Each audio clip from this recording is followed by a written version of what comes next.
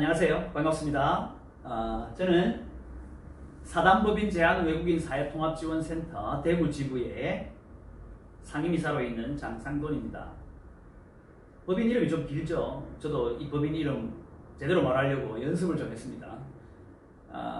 우리 법인은 한국에 정착하려는 외국인들에게 한국 사회에 잘 적응하고 통합되도록 지원하는 일을 하고 있습니다. 오늘 공동체 윤리를 생각해 보려고 하는데요. 공동체가 유지되는 힘이 무엇일까요? 공동체는 어떻게 형성되어지고 어떻게 성장하고 또 어떻게 해체되어지는 것일까요? 거기에 어떤 윤리적인 개념이 있을지를 생각해 보려고 합니다.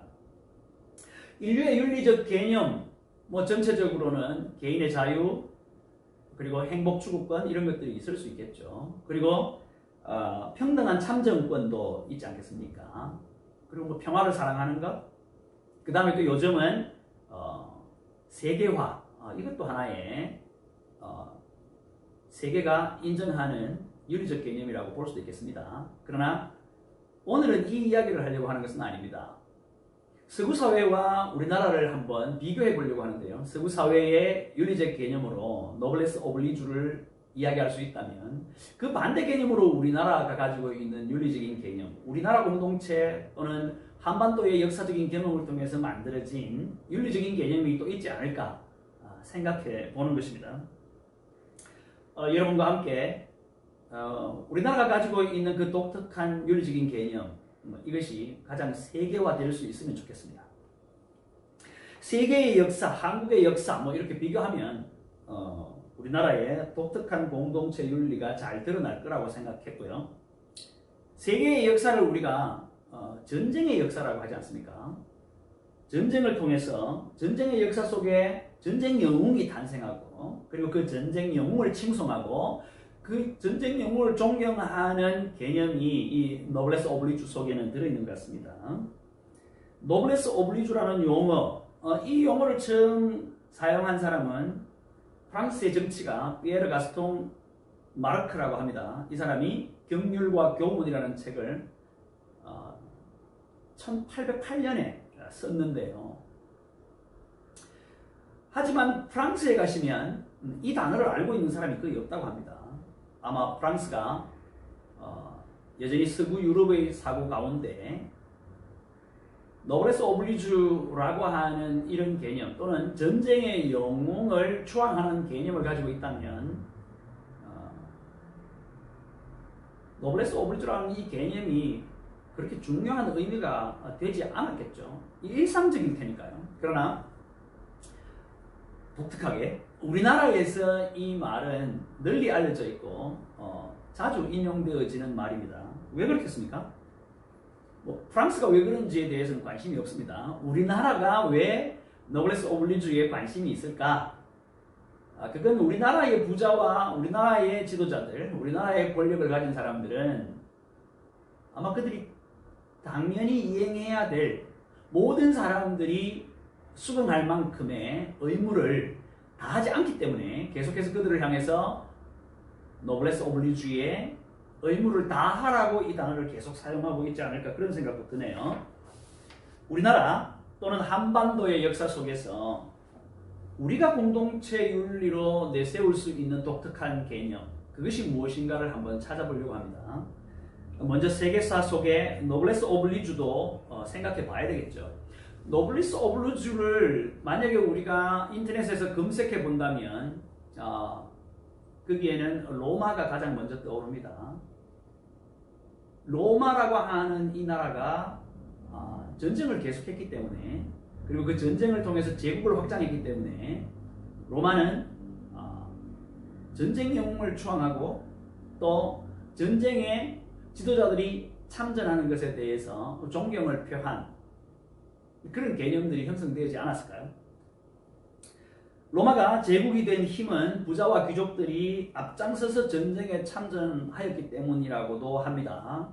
그렇게 함으로써 사실 전쟁을 하면 평범한 사람들은 굉장히 고통스럽잖아요. 이 전쟁 때문에 겪어야 하는 고통은 평범한 사람들, 시민들에게는 견디기 힘든 일들이었을 텐데요.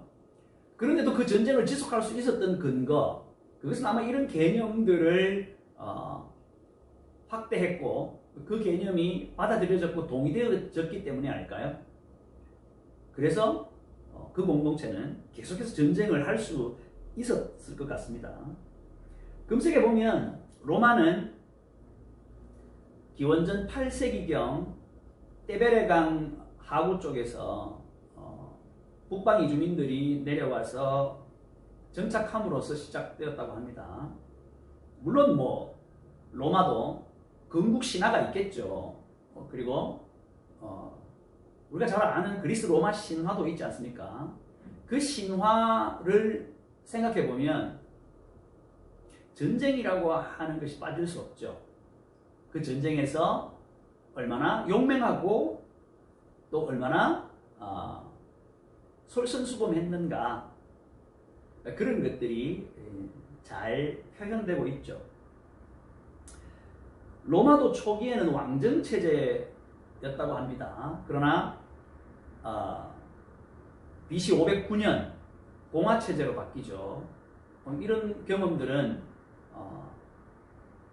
세계 역사에서 좀 독특한 경험이었지만 어쨌든 공화정으로 바뀌는 것도 역시 전쟁의 경험 속에서 있었던 피 튀기는 전쟁 속에서 만들어진 역사가 아닐까 생각해 봅니다.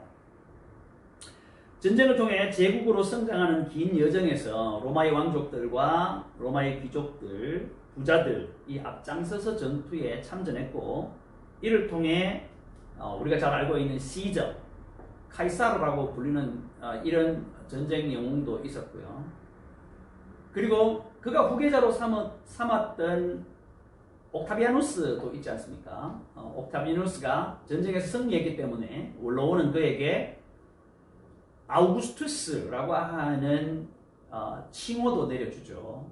그 칭호가 의미하는 건 신이라는 개념이죠.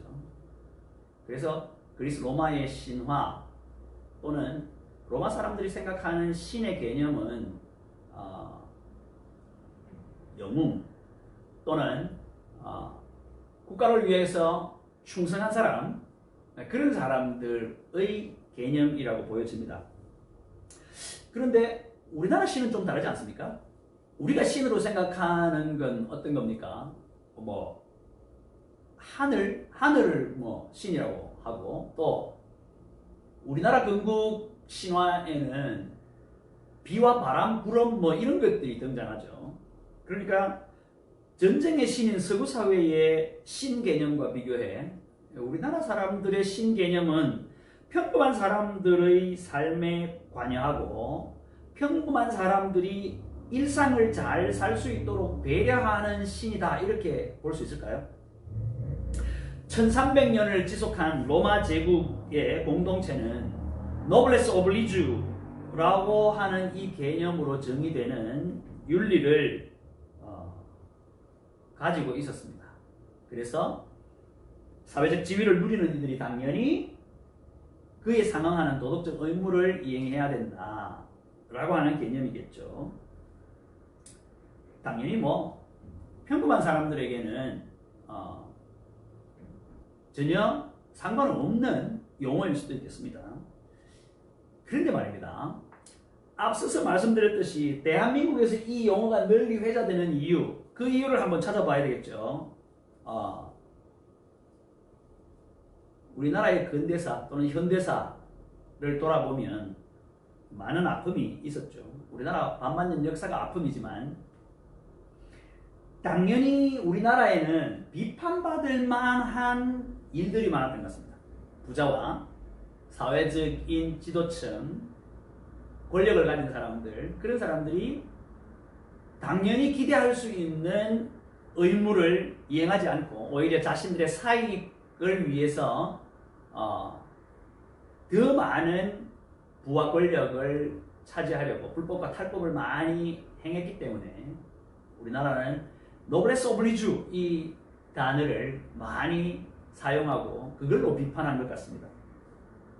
대한민국 헌법도 한번 생각해 보면 우리나라 헌법이 제정되어질 때에도 많은 문제가 있었죠.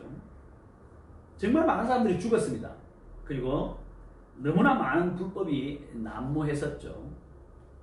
최초 입안자가 헌법을 만들 때는 내각제로 내용을 구성했다고 합니다. 그러나 우리나라의 헌법이 대통령제가 되었죠. 대통령 중심으로 되었던 이유가 국민적인 합의나 아니면 헌법을 만드는 입안자들의 생각이 아니라 이승만이라고 하는 우리가 최초의 대통령, 그때는 대통령이 아니었던 이분이 계속해서 내각제를 반대하고 막아서서 그래서 대통령제로 통과시키고 그리고는 자신이 초대 대통령이 되셨죠. 대통령이 되신 후에도 헌법은 계속 개정의 움직임이 있었고 그리고 어떻게 보면 대한민국 헌법이 여러 가지 어려움을 겪으면서 개정되었다고 볼 수 있습니다. 그리고 이 헌법 개정에서 우리가 들은 이야기가 있죠. 4.4.5입 이런 말이 있었습니다.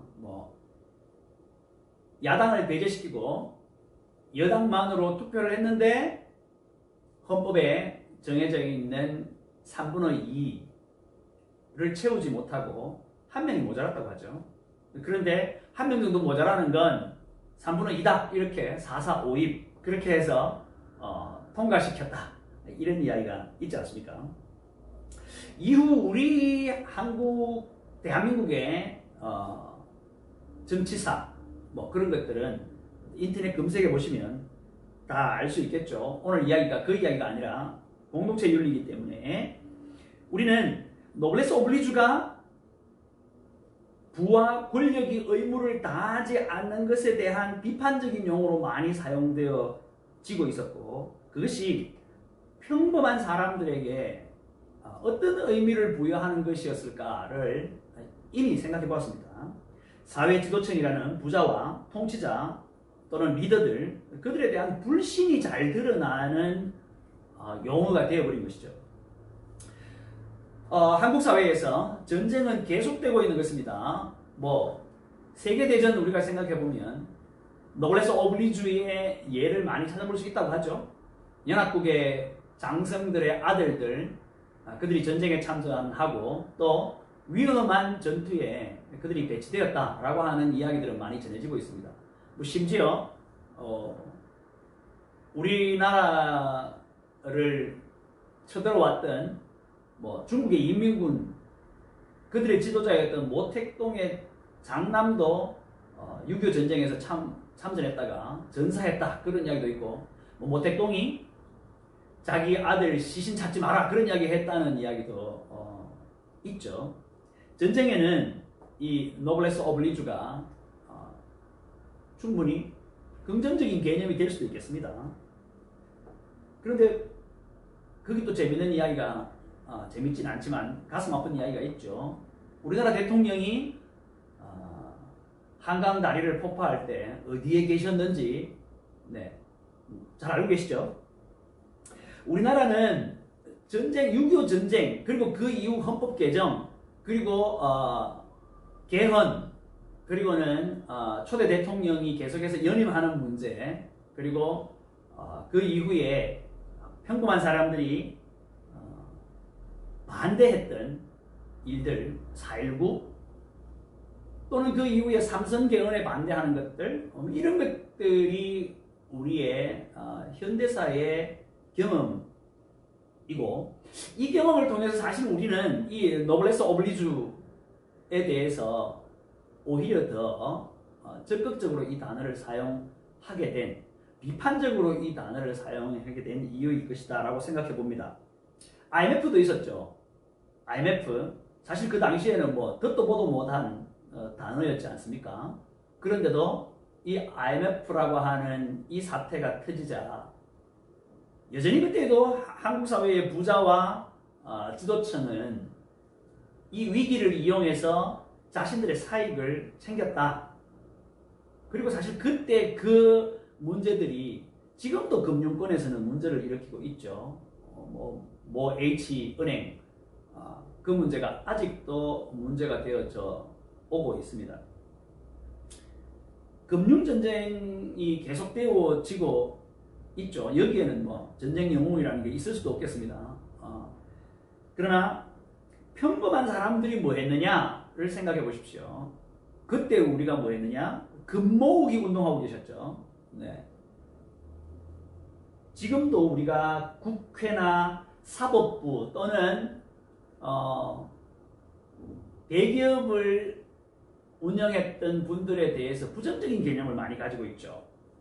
그분들이 사회적 환원을 하고 기부를 하고 그랬던 기억은 잘 없고 오히려 노동자들을 힘들게 하고 노동법이나 이런 부분들에 있어서도 여전히 평범한 사람들의 과도한 피와 땀이 없었다면 지금의 변화가 없었을 것이다. 이렇게 생각하는 것 같습니다.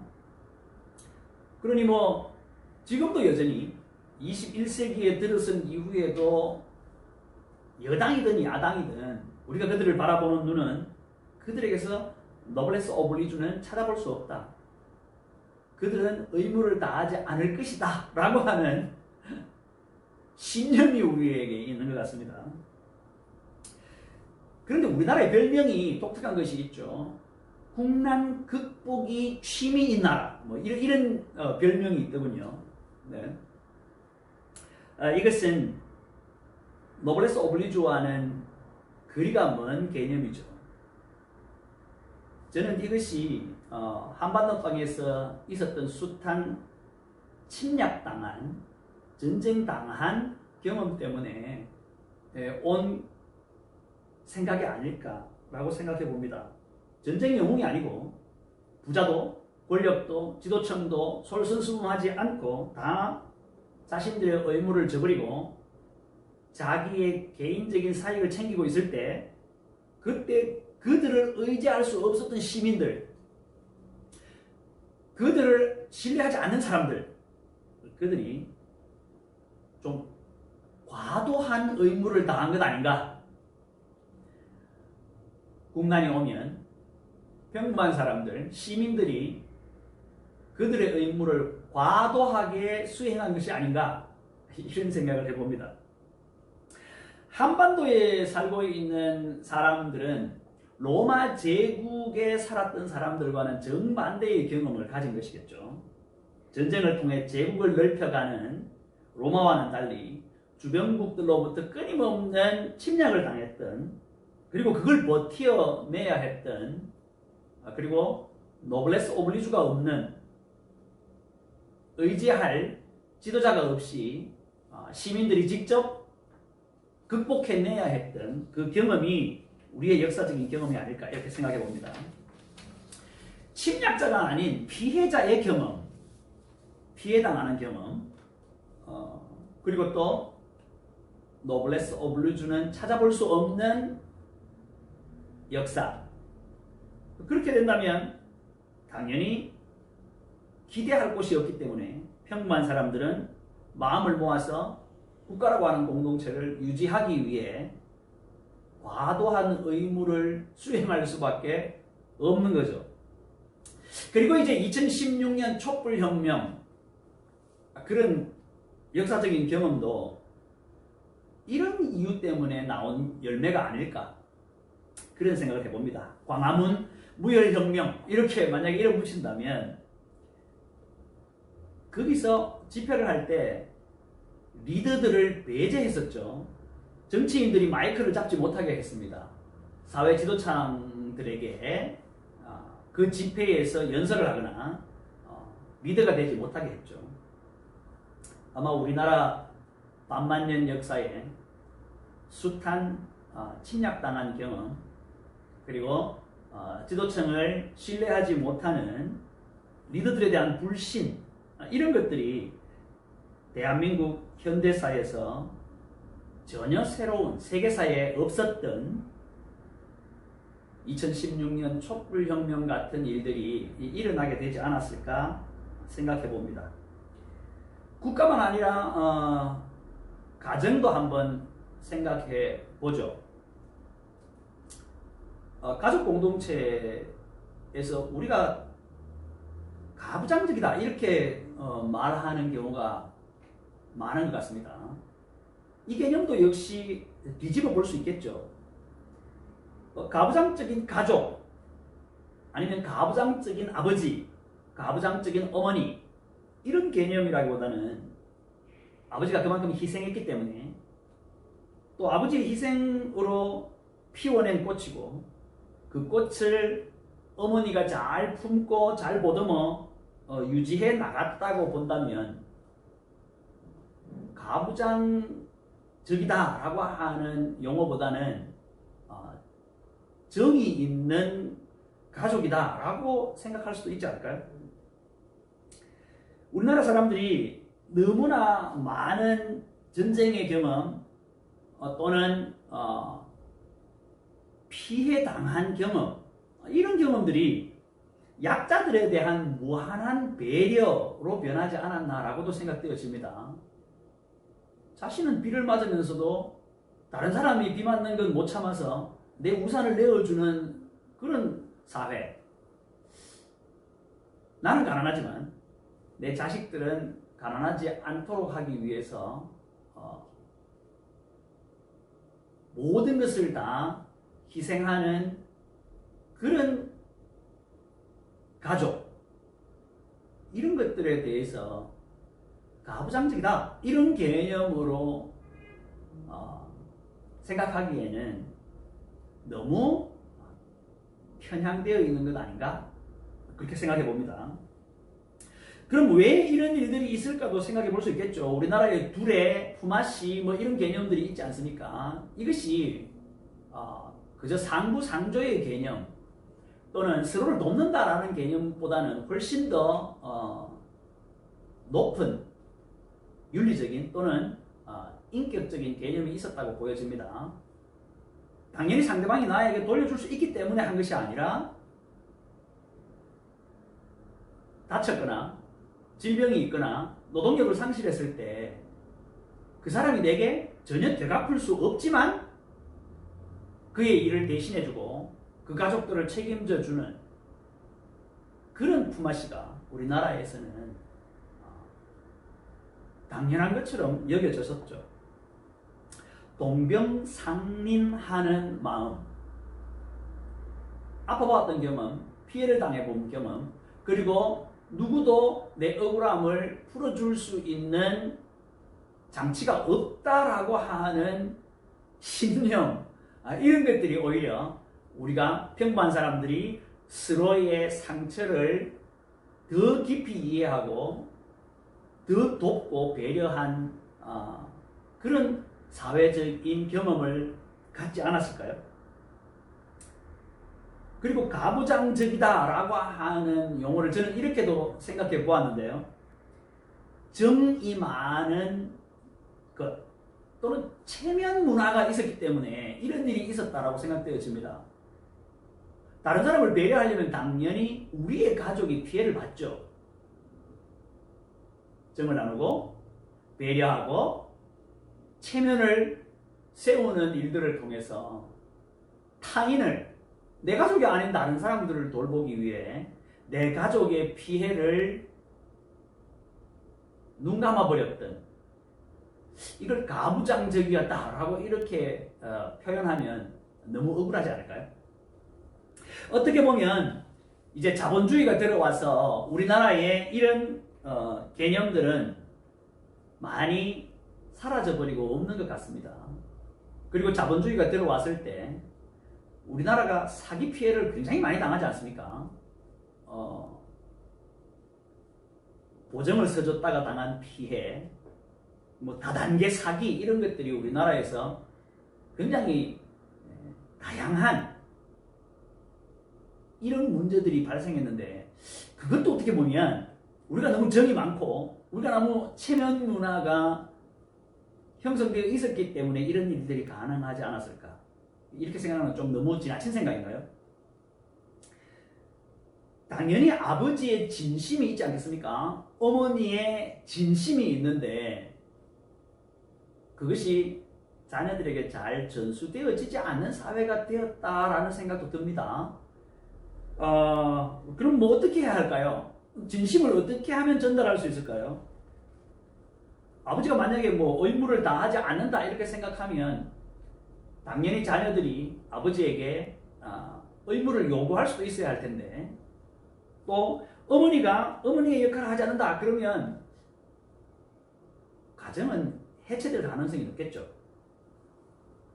그런데 이제 가족이라는 개념에서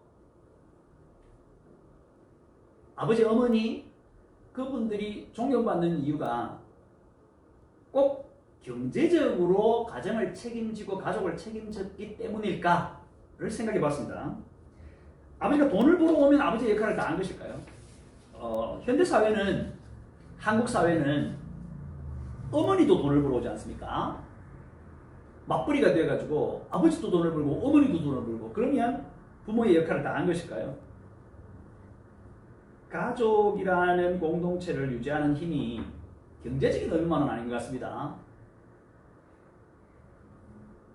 이제는 사라져버린 프로그램이지만 김대희 씨 그 코미디언이 연기를 했던 대화가 필요해 그 프로그램 있지 않습니까?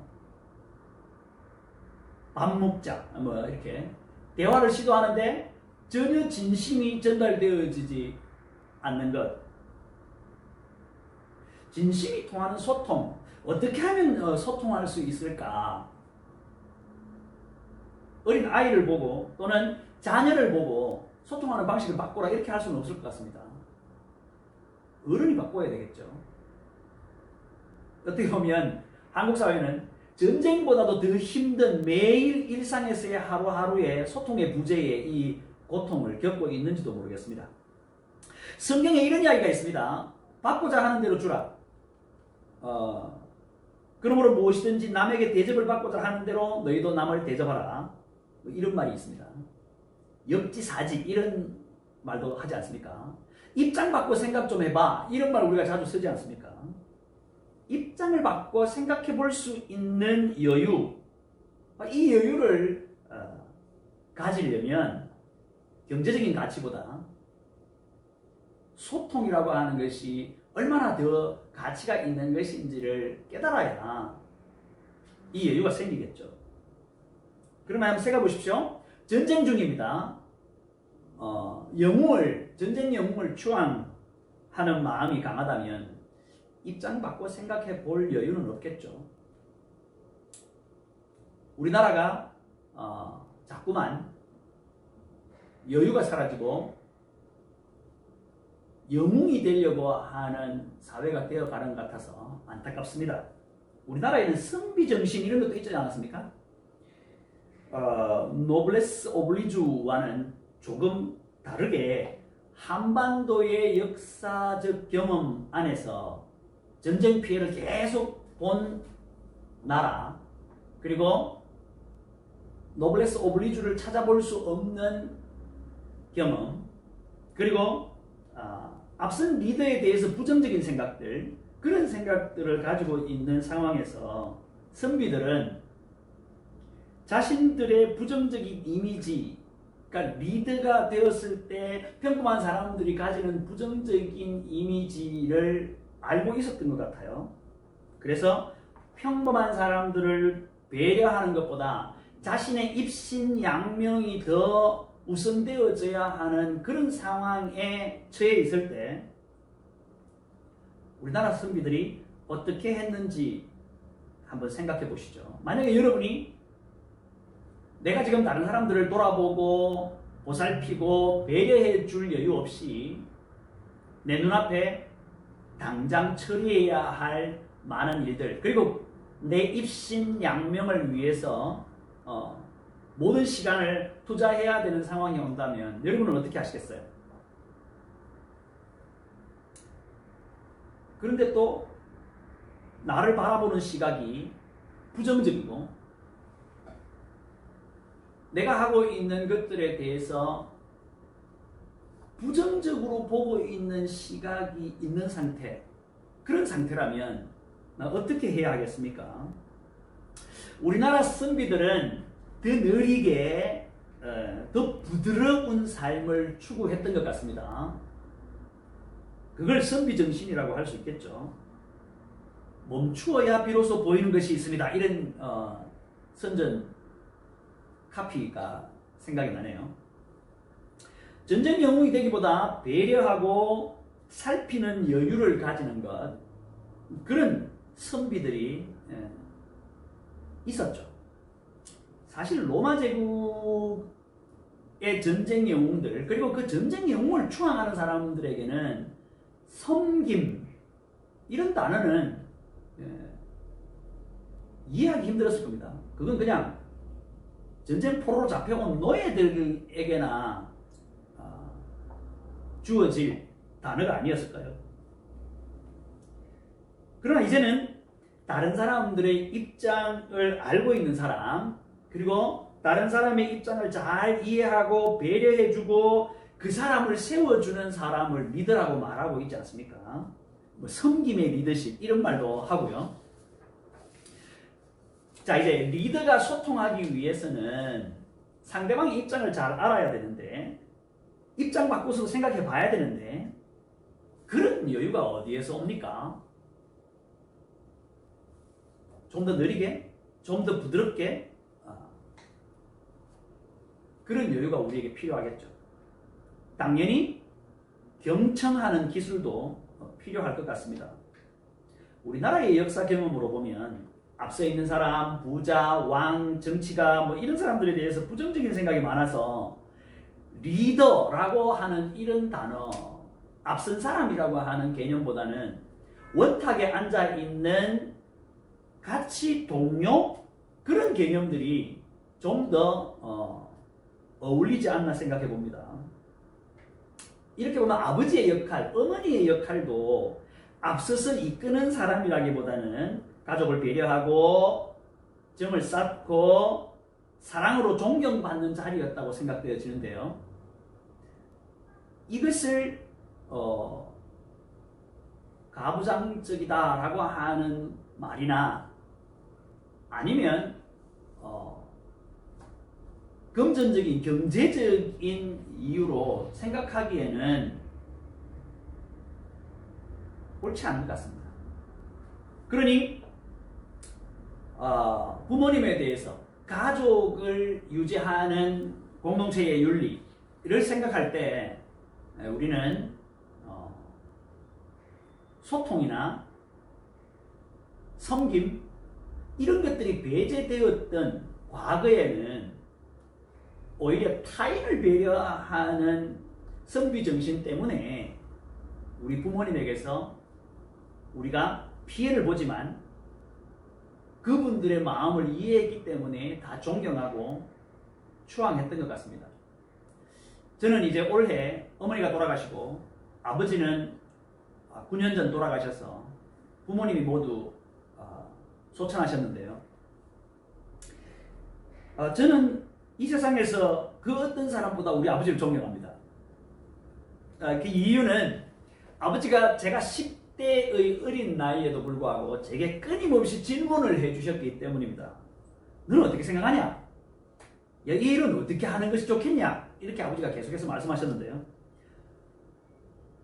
우리가 자주 쓰는 말 중에 군사부 일체 뭐 이런 말 있지 않습니까? 왕이든 스승이든 아버지와 같은 존재이지 않습니까? 그러니 교장 선생님, 군대에 가서 군대의 부대장님, 그리고 뭐 저희 법인의 대표님, 누구든 저는 만나면 그분들이 다 원탁의 동료 개념으로 대화할 수 있게 되었습니다. 그 원동력이 아버지이시다라고 생각하고요. 우리나라가 이 한반도에 사는 사람들이 원탁의 동료 개념, 이것이 많이 있었던 것 같습니다. 우리나라가 대한민국이 건국되기 전에도 우리나라에는 동학사상에서 뭐 인내천 이런 개념도 있지 않습니까? 그리고 건국신화로 올라가면 한 아버지 밑에 모두가 다 가족이라고 하는 개념도 있는 것 같고요. 그래서 한반도에 사는 사람들은 이 원탁 개념을 가진 축제가 많이 있었던 것 같습니다. 우리나라에는 춤과 노래, 흥, 풍류 이런 것들이 있었죠. 이거 있었다 이런 단어를 사용하는 건 좀 가슴 아픈 일이네요. 지금은 그런 일들이 없다는 표현이지 않습니까? 앞에서 생각해 본 것처럼 더 나쁜 후보가 선거를 이기고 그리고 불법하고 탈법한 것들을 덮기 위한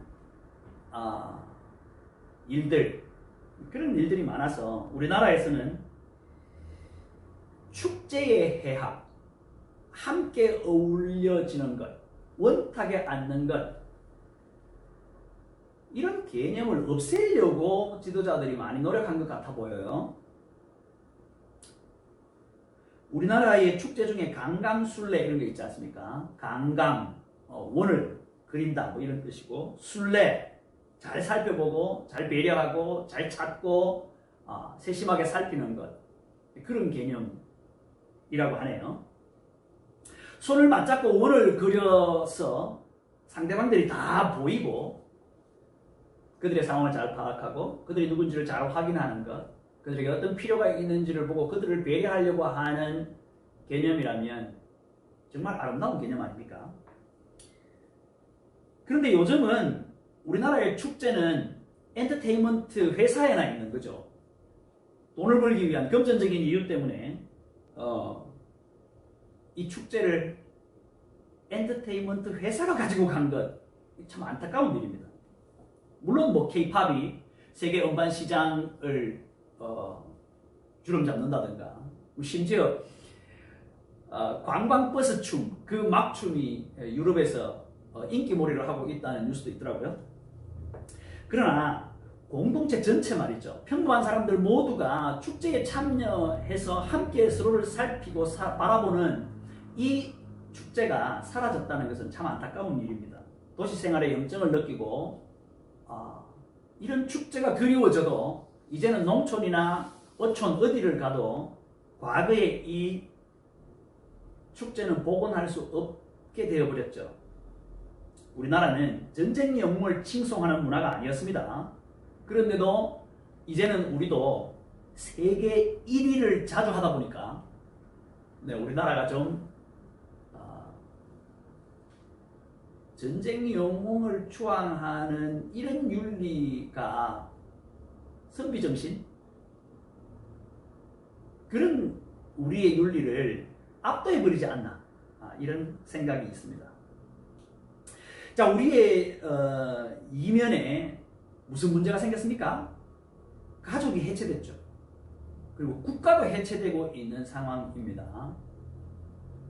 자녀 출생의 비율이 줄어들고 있고, 그리고 미래 사회는 여러 가지 해체의 위기를 계속 경고하고 있죠. 그런 이유들이 우리가 가지고 있는 기본적인 개념, 그걸 좋지 않은 것으로 자꾸 치부하고 오히려 서구의 사상 또는 경제적인 것, 그리고 전쟁 영웅을 추앙하는 것, 이런 것들에 더 높은 가치를 부여하고 있는 것 아닌가라는 생각을 합니다. 저는 한국 사회에 있는 다문화 사회, 그분들과 같이 이 한국 사회를 잘 이해시키고, 그리고 그들에게 한국어도 가르치고, 그들이 이 나라에서 한국인으로 귀화하고 또 한국 사회에 잘 통합되어지기를 바라는데요. 그런데 한국 사회의 정문화, 그리고 염치를 알고 또 체면 문화가 있고 풍요가 있었던 이런 문화를 전수해 줄 수 있는 축제의 장이 없다는 것이 참 안타깝습니다. 대한민국을 찾아온 외국인들에게 반만년 한반도의 역사, 그 역사 속에서 평범한 사람들이 가지고 있었던 그 윤리적 개념을 전수하고 싶은데 말이죠. 뭐 우리나라가 만약에 이렇게 경제적으로 성장하지 않았다면 사실 외국인들이 우리나라에 오지도 않았을 것입니다. 그렇지만 우리 땅에 와서 정착하려고 하는 이들에게 우리가 줄 수 있는 공동체의 윤리의 개념, 이것이 좀 정리되어졌으면 좋겠다는 생각을 합니다. 이제 강의를 한번 정리해 볼까요? 로마 제국의 노블레스 오블리주, 공동체를 제국으로 만들어 주었습니다. 그리고 1300년을 유지해 주었죠. 그러나 우리는 만만년입니다. 5000년이지 않습니까? 5000년 이 한반도의 역사, 이 공동체를 유지한 윤리, 그것이 무엇이겠습니까? 기억하십니까? 대통령이 나서서 사람이 먼저다 이런 말을 했죠. 네.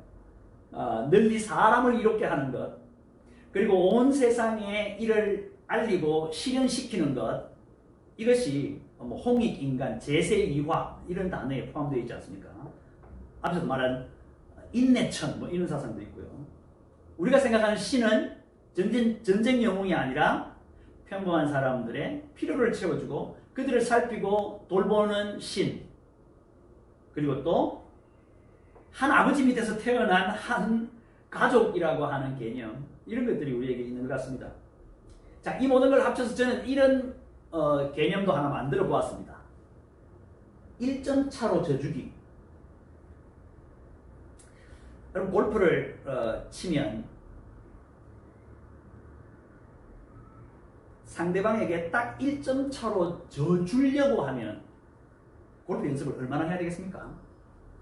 만약에 탁구 좋아하신다면 탁구를 치는데 내 상대방이 좋아서 어쩔 줄 몰라 막 훌쩍 뛰게 만들 수 있는 방법이 뭐가 있을까요? 딱 1점 차로 역전당해주는 거죠. 1점 차이로 역전당해주려면 탁구 실력이 어느 정도 돼야 될까요? 그런데 우리가 사실 실력을 길러야겠죠. 실력을 기르는 것은 즐기기 위한 것일 것입니다. 공동체를 이루고 우리가 같이 공동체로 함께 살아가는 것도 그 공동체 안에 있는 것이 즐겁기 때문 아닐까요? 무엇보다 실력이 받쳐주는 사람이 되어야 지는 것도 하나도 억울하지 않을 뿐더러 상대방이 승리의 기쁨을 만끽하는 걸 보면서 뿌듯해 할 수 있지 않겠습니까?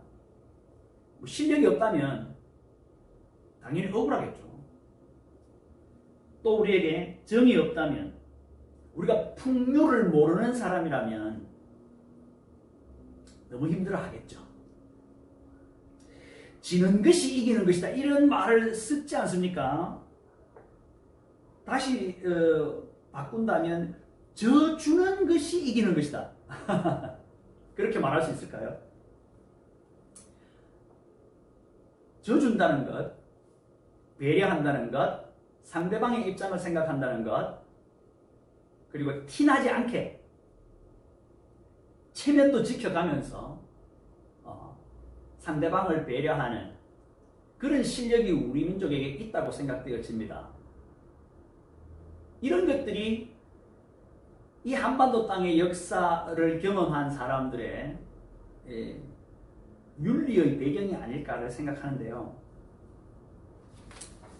공동체를 유지하는 힘, 제국에 충성하도록 평범한 사람들을 몰아가기 위한 노블레스 오블리주, 윤리적인 개념으로 맞지 않는 것 같습니다. 차라리 흥이 있고 풍류를 알아서, 그래서 공동체를 유지하고 공동체 안에 흥과 즐거움을 유지해 줄 수 있는 1점 차로 져줄 수 있는 여유, 이것이 공동체를 유지하는 힘이 아닐까요? 만만전 역사를 공동체를 유지해 온 힘이 아닐까요? 공동체 윤리에서 개인의 자유나 행복 추구나 헌법이 우리에게 줄 수 있는 그런 윤리적인 개념보다도 또한 자유무역협정, 좀 세계화 또는 전쟁이 없는 평화주의 이런 개념보다도 더 우리나라의 선비 정신, 더 느리게, 더 부드럽게, 그래서 모든 사람을 다 한 사람씩 한 사람씩 돌아보면서 살피고 배려해주고 그들의 필요가 무엇인지를 채워줄 수 있는 삶. 저는 저희 아버지를 자주 떠올리는데요. 아버지가 새벽 미명에 조용히 지게에 쌀 자루를 쥐고 우리 동네의 과부 또는 힘들고 가난한 집에 아무도 모르게 살짝 내려주고 오시던 모습을 기억합니다. 제가 어릴 때는 굉장히 부끄러웠는데 그 찌그러진 양은 냄비에 된장찌개를 담아서 옆집에 가져다 주라고 저에게 심부름을 시킨 적이 몇 번 있는데요. 왜 이런 일을 해야 되나라고 그때는 생각했었습니다. 하지만 다른 사람의 상황을 살피니까 가능한 일이라니까요. 배려하는 것, 그리고 전체적으로 모두 그런 정과 사랑을 느끼면, 그런 배려를 받으면 그 공동체는 즐겁지 않을까요? 다른 사람의 말에 귀를 기울여주는 경청. 누군가가 아무에게도 말할 수 없는 일들이 있었는데 너무나 답답한데, 그런데 만약에 여러분을 찾아와서 3시간 동안 마음껏 이야기할 수 있다면 4시간도 좋고 그들의 이야기를, 넋두리를 들어줄 수 있는 여유가 있다면 그 공동체는 얼마나 즐거운 공동체가 될까요? 우리 민족이 가진 평범한 사람들의 무혈혁명, 굳이 어린 아이를 유모차에 태우고 나아가서 집회에 참석할 이유는 없죠. 내가 아니도 충분히 가능한데 말이죠. 그런데도 우리의 정문화, 함께하는, 함께 돌아보는, 함께 필요를 느끼는 이런 문화가 촛불혁명의 무혈혁명을 가능하게 한 근간이 아닐까 생각해 봅니다. 조용히 티나지 않게 조금씩 바꾸어가는 것, 상대방이 부담스럽지 않게, 상대방이 느낄 수 없게 조용히 바꾸어 나가는 무혈혁명, 이것은 아마 세계 역사에 누구도 이해할 수 없는 우리나라만의 독특한 공동체 윤리이고, 이것이 반만년 역사 한반도의 역사적인 경험에서 나온 열매다, 이렇게 할 수 있겠죠. 1점 차로 져주는 무혈혁명. 그런데 그것이 사실은 너무 즐거운 일이 되어야 되겠죠. 다른 사람들은 다 즐거운데 내가 그 사람들에게 1점 져주었기 때문에 즐겁지 않다면 안 되겠죠. 당연히 가족의 아버지로서 타인들을 돌보았는데 정작 내 가족은 내가 타인들에게 정을 베풀고 타인들을 배려한다고 하는 것 때문에 고통당한다면 그것도 옳지 않겠죠. 모두가 즐길 수 있고 모두가 다 흥겨워할 수 있는 방법, 그 방법이 무엇인지를 한번 생각해 보았습니다. 누구도 우리를 아프게 하려고 하는 사람은 없다 하는 생각도 필요한 것 같아요. 모두가 다 자신의 존재의 가벼움, 내가 누구고 내가 이 땅에 와서 무엇을 하고 왜 이렇게 살아야 하는지를 알지 못하는 사람들에게, 그래서 존재의 가벼움 때문에 몸부림치고 있는 사람들에게 그들의 이면에 있는 그 이유를 알고 배려하고 그들과 함께 갈 수 있고 입장 바꿔 생각해주고 함께 강강술래하고 조용히 조금씩 무혈혁명해 나가는 것, 이것을 즐기는 풍류 공동체가 공동체 윤리에서 우리나라만이 가지고 있는 독특한 윤리가 아닐까를 생각해 보았습니다. 한 번도 가보지 않은 길이 아니라 반만년 역사의 경험이 우리에게 이 길로 가게 하는, 한반도에서 이 역사를 경험한 사람들에게서 묻어나오는 아주 평범한 사람들의 일상, 무혈혁명만이 평화적이고 민주적이고 자유를 해체하지 않고도, 타인의 자유를 침해하지 않고도 인류를 널리 이롭게 할 수 있다고 하는 신념을 가진 사람들, 빙 둘러서서 서로 손을 맞잡고 강강술래하면서 서로를 살피고 배려하는 삶, 이 삶을 즐길 줄 아는 사람, 그런 풍요를 가진 사람, 그런 사람이 되면 좋겠습니다. 한국 사회는 세계의 주목을 끌고 있습니다. 이미 한국에 정착한 외국인들도 한국 사회에 통합되고 있습니다. 경제적인 성장만 아니라 한국인의 역사적 경험에서 비롯된 무혈혁명이 이 땅을 찾아온 모든 이들을 따뜻하게 환대할 수 있었으면 좋겠습니다. 즐겁게 말이죠.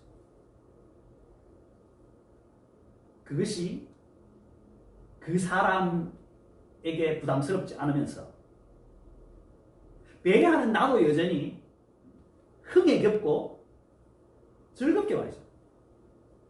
함께 모든 나라, 모든 유색이, 모든 언어가 다 우리 문화의 이 풍요에서 원을 그리고 손을 맞잡고 서로를 살펴 배려하는 공동체를 만들어가기를 기대해 봅니다. 즐기는 자가 되려면 사실은 실력을 갖춰야 되겠죠. 우리나라의 실력은 이제 충분하다고 생각되어집니다.